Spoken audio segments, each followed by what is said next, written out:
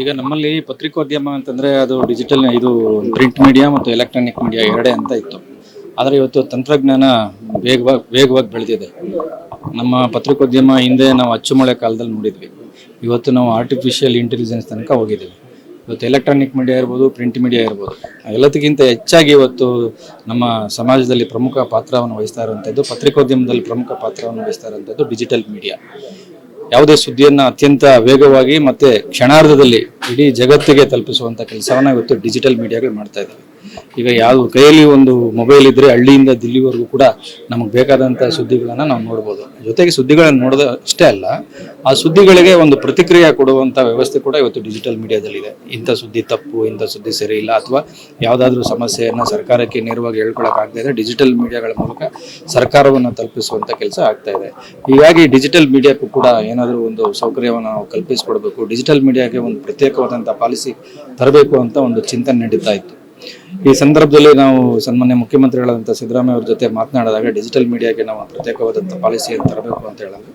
ಅವರು ಕೂಡ ಅದಕ್ಕೆ ಒಪ್ಕೊಂಡ್ರು. ಹೌದು, ನಾವು ಡಿಜಿಟಲ್ ಮೀಡಿಯಾಗೆ ನೆರವು ಒದಗಿಸಬೇಕು ಸರ್ಕಾರದ ಕಡೆಯಿಂದ ಅಂತ.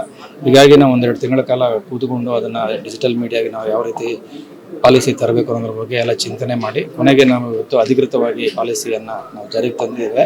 ಇದು ಸರ್ಕಾರ ಡಿಜಿಟಲ್ ಮೀಡಿಯಾಗೆ ಏನೋ ಒಂದು ದೊಡ್ಡ ಉಪಕಾರ ಮಾಡಿದೆ ಅಂತಲ್ಲ. ಯಾಕೆಂತಂದ್ರೆ ಪ್ರಿಂಟ್ ಮೀಡಿಯಾ, ಎಲೆಕ್ಟ್ರಾನಿಕ್ ಮೀಡಿಯಾ ಜೊತೆಗೆ ಡಿಜಿಟಲ್ ಮೀಡಿಯಾವನ್ನು ಗುರುತಿಸುವಂತ ಕೆಲಸ ಆಗಬೇಕು. ಯಾಕೆಂತಂದ್ರೆ ಪತ್ರಿಕೋದ್ಯಮದಲ್ಲಿ ಇರೋರು ಕೂಡ ಅಲ್ಲಿದ್ದಾರೆ, ಡಿಜಿಟಲ್ ಮೀಡಿಯಾಗಳಲ್ಲಿದ್ದಾರೆ. ವಿವಿಧ ಪತ್ರಿಕೆಗಳಲ್ಲಿ, ಎಲೆಕ್ಟ್ರಾನಿಕ್ ಮೀಡಿಯಾಗಳಲ್ಲಿ ಕೆಲಸ ಮಾಡಿದವರು ಇವತ್ತು ಡಿಜಿಟಲ್ ಮೀಡಿಯಾಗಳಲ್ಲಿದ್ದಾರೆ. ಹೀಗಾಗಿ ಅವ್ರಿಗೆ ಅನುಕೂಲ ಆಗಲಿ ಅನ್ನೋ ದೃಷ್ಟಿಯಿಂದ ಸನ್ಮಾನ್ಯ ಮುಖ್ಯಮಂತ್ರಿಗಳಾದಂಥ ಸಿದ್ದರಾಮಯ್ಯನವರು ಈ ಪಾಲಿಸಿಯನ್ನು ತಂದಿದ್ದಾರೆ. ಈ ಸಂದರ್ಭದಲ್ಲಿ ನಾನು ಅವರಿಗೆ ಅಭಿನಂದನೆಗಳನ್ನ, ಕೃತಜ್ಞತೆಗಳನ್ನು ಸಲ್ಲಿಸೋದಕ್ಕೆ ಇಷ್ಟಪಡ್ತೇನೆ.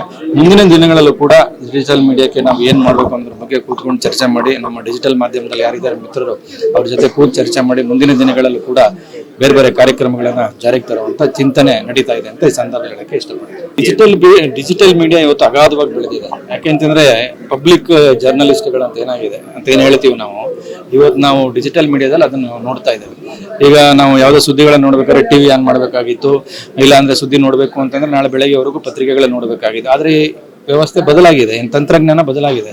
ಇವತ್ತು ನಾವು ಇಂಟರ್ನೆಟ್, ಒಂದು ಫೋನ್ ಕೈಯಲ್ಲಿದ್ರೆ ಡಿಜಿಟಲ್ ಮೀಡಿಯಾ ಮೂಲಕ ನಾವು ಯಾವುದೇ ಸುದ್ದಿಗಳನ್ನ ನೋಡಬಹುದು. ಅದಕ್ಕಿಂತ ಹೆಚ್ಚಾಗಿ ಯಾರೇ ತಪ್ಪು ಮಾಡಿದ್ರು, ಸರ್ಕಾರ ತಪ್ಪು ಮಾಡಿರ್ಬೋದು ಅಥವಾ ಪ್ರಿಂಟ್ ಮೀಡಿಯಾ, ಎಲೆಕ್ಟ್ರಾನಿಕ್ ತಪ್ಪು ಮಾಡಿದ್ರು, ಅದು ತಿದ್ದುವಂತ ಕೆಲಸವನ್ನ ಇವತ್ತು ಡಿಜಿಟಲ್ ಮೀಡಿಯಾಗಳು ಮಾಡ್ತಾ ಇದ್ದಾವೆ. ಹಾಗಾಗಿ ಜೊತೆಗೆ ಡಿಜಿಟಲ್ ಮೀಡಿಯಾ ಮುಂದೆ ಒಂದು ಸವಾಲು ಏನಪ್ಪಾ ಅಂತ ಇದೆ ಅಂತಂದ್ರೆ ಫ್ಯಾಕ್ಟ್ ಚೆಕ್, ರಿಯಾಲಿಟಿ ಚೆಕ್, ಸುಳ್ಳು ಸುದ್ದಿಗಳು. ನಾವು ಸುದ್ದಿಗಳಿಗೆ ಎಷ್ಟು ಆದ್ಯತೆ ಕೊಡ್ತೇವೆ, ಅದೇ ರೀತಿ ನಿಜ ಯಾವುದು ಸುಳ್ಳು ಯಾವುದು ಅನ್ನೋ ತಿಳ್ಕೊಳ್ಳುವಂತ ಸವಾಲು ಕೂಡ ಡಿಜಿಟಲ್ ಮೀಡಿಯಾ ಮುಂದೆ ಇದೆ. ಅದನ್ನ ಅರ್ಥಕೊಂಡು ಕೆಲಸ ಮಾಡಿದ್ರೆ ಇದರಿಂದ ಸಮಾಜಕ್ಕೆ, ಸರ್ಕಾರಕ್ಕೆ ಎಲ್ಲರಿಗೂ ಕೂಡ ಒಳ್ಳೇದಾಗುತ್ತೆ ಅಂತ ನನ್ನ ಅನಿಸಿಕೆ.